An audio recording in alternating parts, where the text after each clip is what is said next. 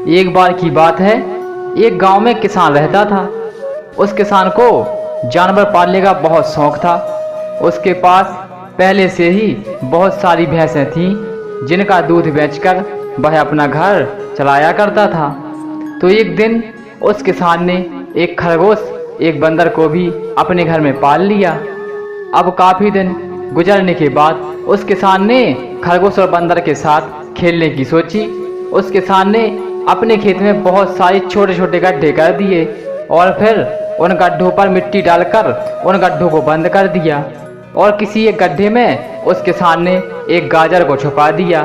अब उस किसान ने खरगोश और बंदर को उस गाजर ढूंढने के लिए कहा। खरगोश बहुत ही कॉन्फिडेंट था, उसे अपने आप पर बहुत ज़्यादा भरोसा था। उसने एक एक गड्ढे को खोदना शुरू किया और गाजर ढूंढने लगा। लेकिन बंदर जो था वह बहुत ही नेगेटिव और आलसी स्वभाव का था। उसने सोचा कि खेत में इतने सारे गड्ढे हैं और वह गाजर किसी एक गड्ढे में है, इतना कौन ढूंढेगा। वह बंदर यह सोचकर एक गड्ढे के ऊपर जाकर सो गया। अब उधर खरगोश अपनी पूरी मेहनत से गाजर ढूंढ रहा था। एक एक करके खरगोश ने सारे गड्ढे देख लिए, लेकिन उसे किसी भी गड्ढे में गाजर नहीं मिली। सिर्फ एक गड्ढा बाकी रह गया था, जिसके ऊपर बंदर सो रहा था। अब खरगोश बंदर के पास जाता है और उसे उस गड्ढे से उठने के लिए कहता है। जैसे ही बंदर उस गड्ढे से उठता है, वैसे ही खरगोश गड्ढा खोदकर गाजर बाहर निकाल लेता है और अपने मालिक को ले जाकर दे देता है।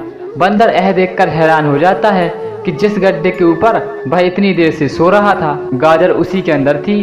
वो अगर एक बार भी खोद के देख लेता तो गाजर उसे मिल जाती और वह मालिक की नज़रों में बड़ा बन जाता। यही सोचकर अपने किए पर वह पछताता रहा कि हमें कभी भी अपने काम के प्रति नेगेटिव नहीं सोचना चाहिए। जैसे उस बंदर ने सोचा कि इतने सारे गड्ढे कौन खोदे और गाजर किस गड्ढे में हो पता नहीं। यही सोचकर उसने उस काम को अपने लिए बड़ा बना लिया।